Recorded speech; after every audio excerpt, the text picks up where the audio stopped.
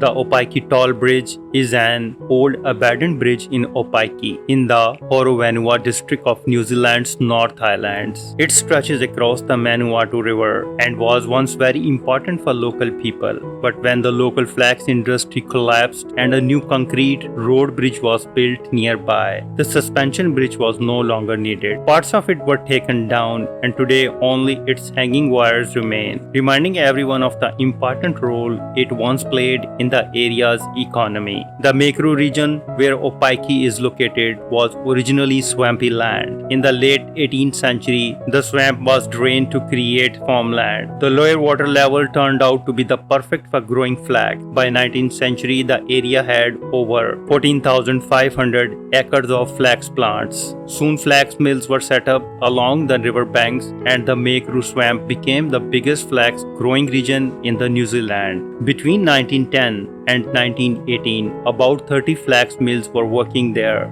producing almost two-thirds of the country's total flax fiber. Once the flax was processed, it had to be taken across the river to the railway station at Rongiotu. At first, people used a flying fox, a small platform pulled swamp across by the rope. When the river was low, they used a cable-drawn punt instead. But these methods were slow and difficult. As the industry grew, it became clear that a proper bridge was needed. In 1915, local landowners and flax investors formed the Tane Company Ltd. They hired Joseph Dawson, a self-taught engineer, to design the bridge. Dawson had already designed several bridges in New Zealand and was known for his skills. Construction began, and in 1918 the Tane Swing Bridge was opened. The bridge was 154 meters long and 3.3 meters wide. It was held by the two tall concrete towers, 14.6 meters high, with 16 strong cable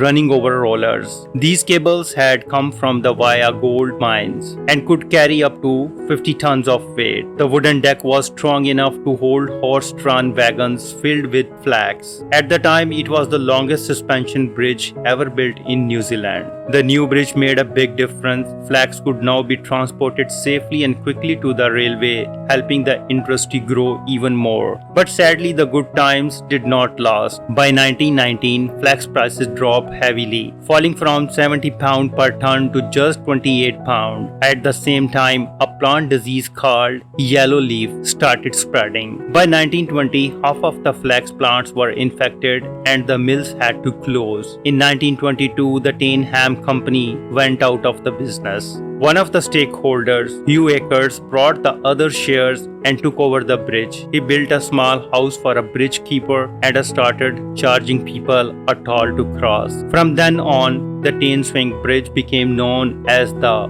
Opiki Toll Bridge. If you like this video, please comment, share and subscribe. Thank you very much.